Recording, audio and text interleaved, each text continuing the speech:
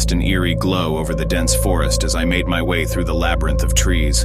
The wind whispered through the leaves, creating an atmosphere of suspense and mystery. My name is Detective Landon Chase, and I was called to a remote cabin in the woods, deep within the heart of the wilderness, to investigate the baffling disappearance of Johnny Tate.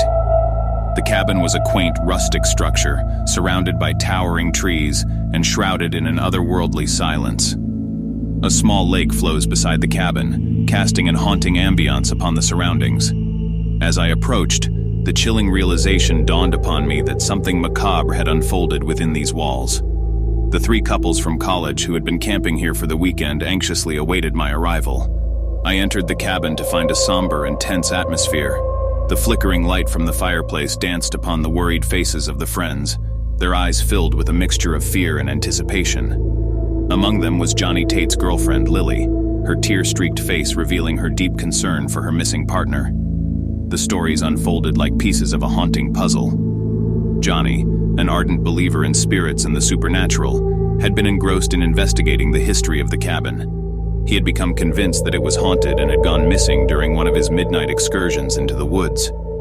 My first order of business was to search the cabin for any clues that could shed light on Johnny's disappearance. The place seemed untouched, as if time had frozen in the wake of the mysterious event. I examined every nook and cranny, but there was no trace of Johnny. As the hours passed and frustration grew, I decided to interview each member of the group individually, hoping to uncover any overlooked details. The friends were cooperative but visibly shaken. Their accounts offered a glimpse into the night of Johnny's disappearance.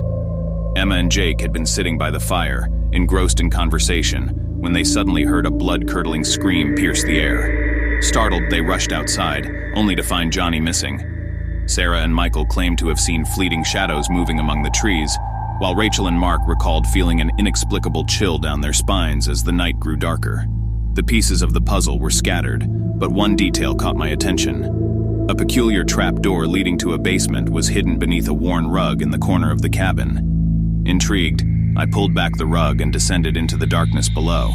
The basement was damp and musty, the air heavy with a sense of foreboding. I flicked on my flashlight, illuminating the room, and there, in a crawl space hidden behind a false wall, I discovered Johnny Tate. He was pale and disoriented, but alive. As I helped Johnny out of the confined space, he struggled to recount his harrowing experience. He spoke of strange whispers and shadowy figures that seemed to materialize out of thin air. He believed he had been transported to another realm, trapped in a twisted dimension between the living and the dead. But as I listened to his account, a realization struck me. The truth behind Johnny's disappearance was far from supernatural. It was the result of an elaborate prank crafted by his friends to play upon his unwavering belief in the paranormal. Confronting the group with this revelation, their faces transformed from concern to guilt. They confessed to orchestrating an intricate charade designed to scare Johnny in the spirit of Halloween. However, they never anticipated the severity of his reaction or the lengths to which their prank would go. The friends, now remorseful and apologetic, had never intended to cause harm. They underestimated Johnny's deep-rooted fears and the impact their actions would have on him. The lines between reality and imagination had blurred, leading to a terrifying ordeal for Johnny. With the truth exposed and apologies made, the group reconciled, vowing never to toy with the boundaries of fear again. They understood the gravity of their actions and the consequences of their misplaced intentions. As for Johnny, he emerged from the ordeal with a newfound perspective.